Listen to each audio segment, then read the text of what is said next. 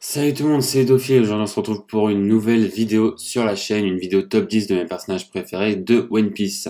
Sur la chaîne, j'ai décidé de sortir une nouvelle série top 10 de différents tops sur différents sujets. Et du coup, on commence avec la première vidéo, à savoir mes 10 personnages préférés dans One Piece. Let's go!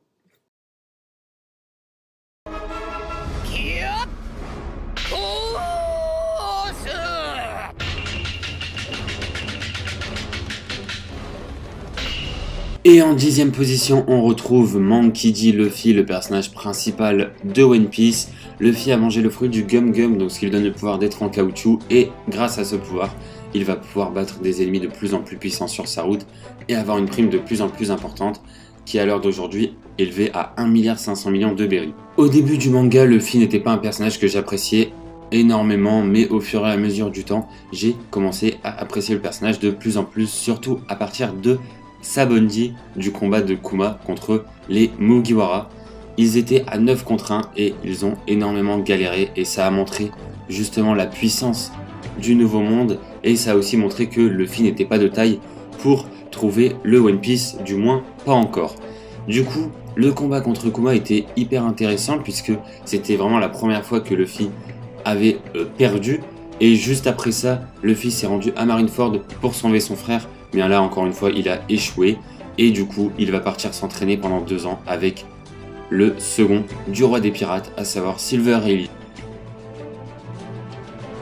C'est d'ailleurs pendant ces 2 ans d'entraînement que Luffy va pouvoir apprendre le haki de l'observation et le haki de l'armement, et également découvrir de nouvelles transformations comme le Garcat ou encore le Snake Man qu'on a vu récemment dans le manga.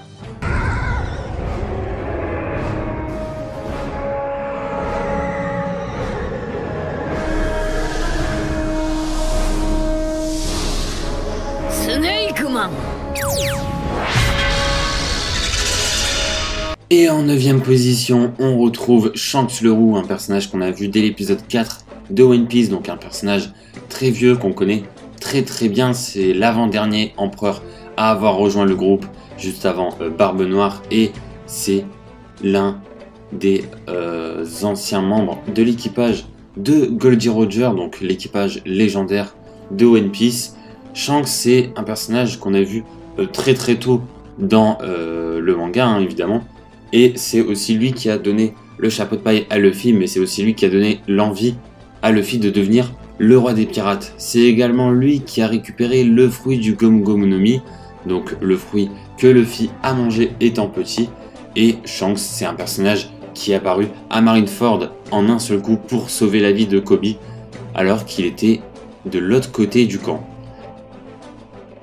Et même si on l'a pas encore vu se battre à 100% dans le manga, on sait que c'est l'un des personnages les plus puissants.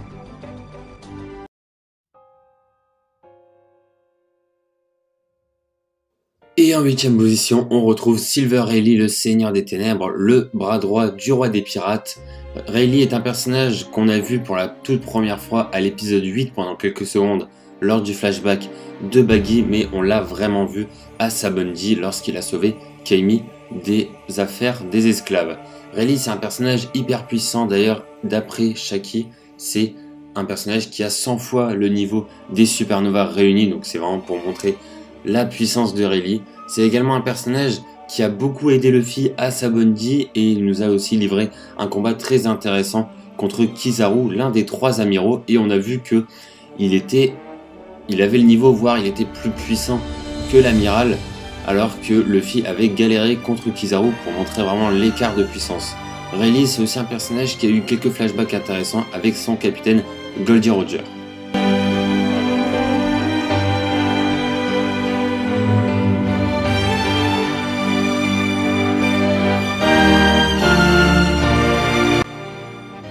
Et en 7e position, on retrouve Edward Newgate, aka Barbe Blanche, l'homme le plus fort du monde. Barbe Blanche, c'est un personnage qui a toujours voulu faire un grand équipage et en faire une famille. Barbe Blanche, c'est un personnage qui était aussi empereur lorsqu'il était encore vivant. C'est un personnage qu'on a vu pour la toute première fois à l'épisode 151 et Barbe Blanche, c'est un personnage légendaire.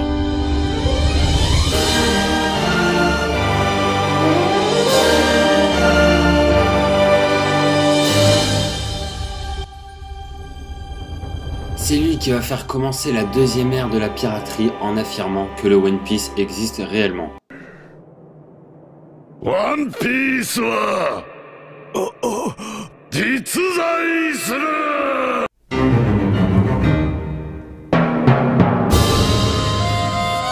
Et en 6ème position, on retrouve Gold Roger, le roi des pirates, le personnage qui a caché le trésor le plus recherché au monde. Goldie Roger était le personnage le plus libre ayant l'équipage le plus puissant. C'était également le père de Ace et c'est aussi celui qui a dévoilé la volonté du dit à Barbe Blanche dans le passé. Juste avant l'exécution de Goldie Roger, le personnage nous dévoile qu'il a caché son trésor, son plus grand trésor, à savoir le One Piece, dans le Nouveau Monde. Après avoir dit ces dernières paroles, tout le monde se lança dans l'ère de la piraterie et tout le monde se lança dans un grand voyage et long voyage pour retrouver le trésor du roi des pirates. C'est donc comme ça que naît la première ère de la piraterie, c'est comme ça que Luffy va avoir envie de lancer son voyage et c'est également comme ça que l'on va connaître les personnages les plus connus d'aujourd'hui. Bref, on peut juste dire que juste avant son exécution, Goldie Roger a littéralement lancé le manga.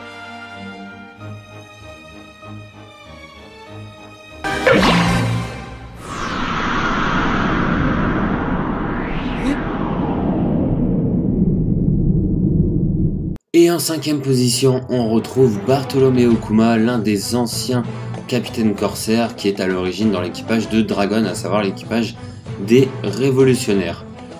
Kuma, c'était un personnage qu'on a vu pour la première fois à Thriller Bark. C'est un personnage qui a été transformé en cyborg par Vegapunk pour des raisons encore inconnues. Et c'est aussi un personnage qui va disperser l'équipage de Luffy. Donc c'est un personnage qui a eu un rôle très important dans le manga. Même si Kuma c'est un personnage qu'on a surtout vu à Sabaody, on l'a aussi vu à Thriller Bark en faisant un combat assez épique contre le second de Luffy, à savoir Zoro. C'est également grâce à cet affrontement qu'on a pu voir l'étendue de sa puissance, qui est de faire téléporter ses adversaires simplement en les touchant avec la paume de sa main.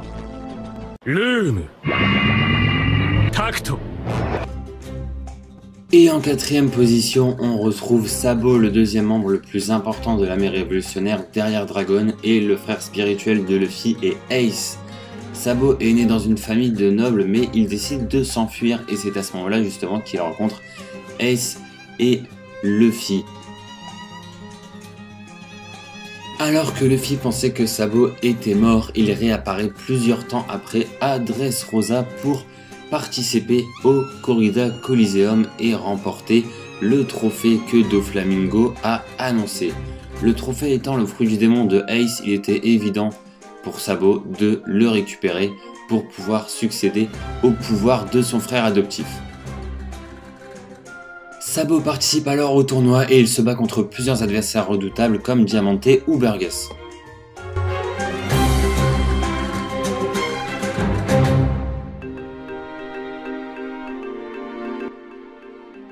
Sabo remporte alors le pouvoir et il arrive déjà à le maîtriser parfaitement. Grâce à ça, il va pouvoir augmenter en puissance et il va pouvoir aider Luffy à Dressrosa. On aura d'ailleurs le droit à un combat très intéressant entre Sabo et Fujitora, l'un des amiraux de la marine.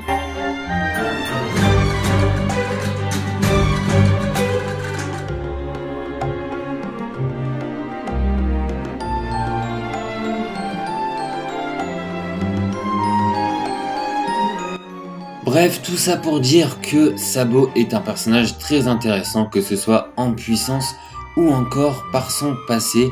Sabo a vécu pas mal de choses, que ce soit dans l'armée des révolutionnaires ou encore lors de sa fuite avec sa famille des nobles.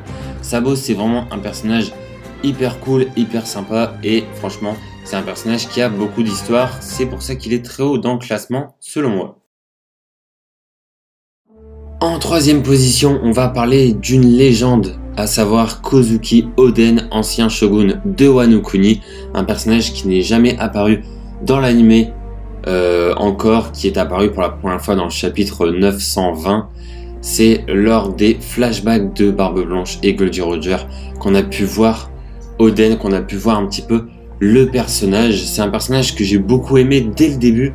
que ce soit son physique, sa façon de faire, sa puissance. C'est vraiment un personnage hyper cool. Dès qu'il a rencontré Barbe Blanche, il n'a pas du tout hésité à l'affronter d'ailleurs.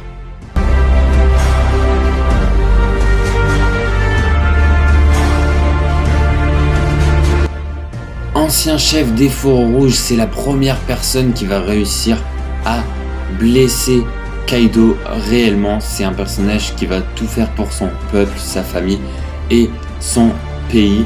C'est un personnage aussi qui va pas hésiter à se ridiculiser pour le bien des autres, et c'est aussi un personnage qui va malheureusement se faire punir par Kaido dans la marmite. En effet, alors que Oden revenait de son long voyage, Kaido décide d'exécuter tous les Fourreaux Rouges, et Oden y compris. C'est alors qu'Oden fait une action incroyable qui est de porter tous les Fourreaux Rouges avec le couvercle de la marmite, autrement dit, tout porter sur ses épaules.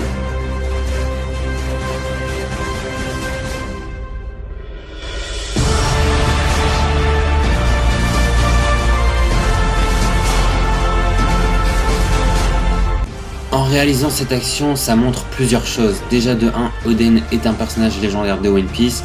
De 2, il fait référence à la punition des dieux. Et de 3, c'est le dernier personnage en date à rentrer dans la catégorie des personnages légendaires, à côté de Barbe Blanche et Goldie Roger. C'est également un personnage qui va faire énormément de références par rapport à la mythologie japonaise. Et c'est quand même un personnage, faut se le dire, qui a eu un palmarès incroyable, à savoir aller dans l'équipage de Barbe Blanche pour ensuite aller dans l'équipage de Goldie Roger, le roi des pirates. Oden a pas mal voyagé avec ces deux personnages et on peut très clairement mettre les trois à côté, peut-être pas en termes de puissance puisqu'il est un peu moins puissant, mais en tout cas en termes de légende, ça c'est sûr.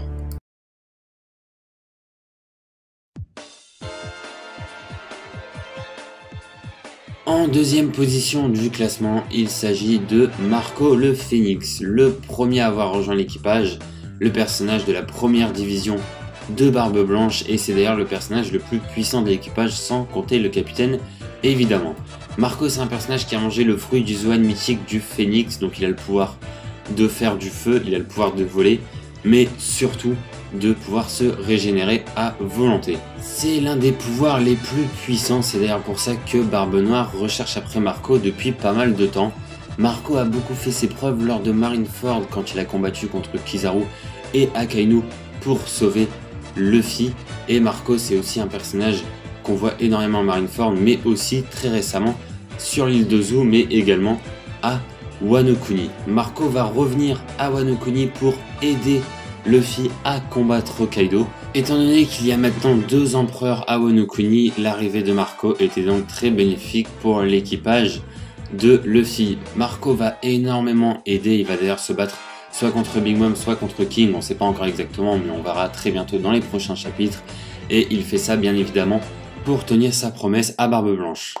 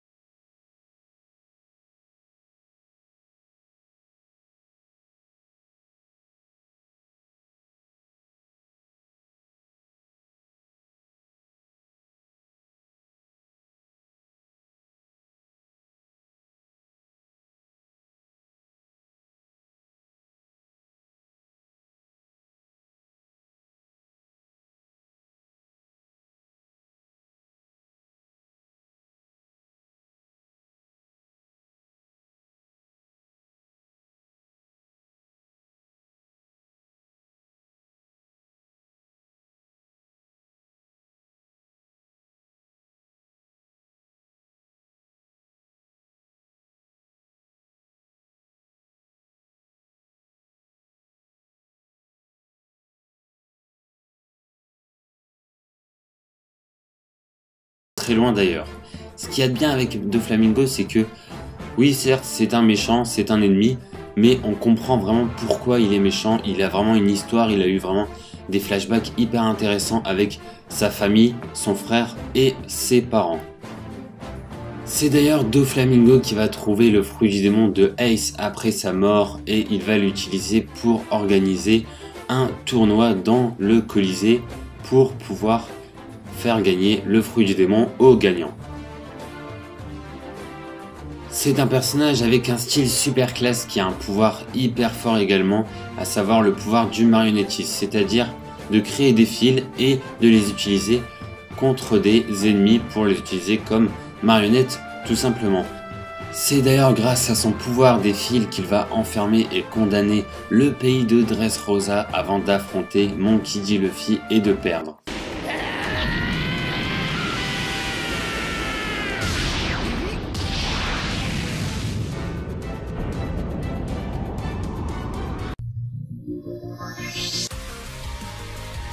Donc voilà, c'est la fin de ma vidéo top 10, c'est vraiment la première fois que je fais ça, donc n'hésitez pas à me dire dans les commentaires ce que vous en avez pensé et surtout à me donner des conseils pour les vidéos suivantes. J'espère en tout cas que vous avez vraiment aimé la vidéo puisqu'elle m'a pris pas mal de temps à faire, ça fait un moment que je la prépare, ça fait un moment que je travaille dessus. Donc voilà, là je peux enfin la sortir, du coup j'espère que la vidéo vous aura plu. Ah oui, et aussi, désolé Usopp, mais t'es pas dans mon top 10 mec.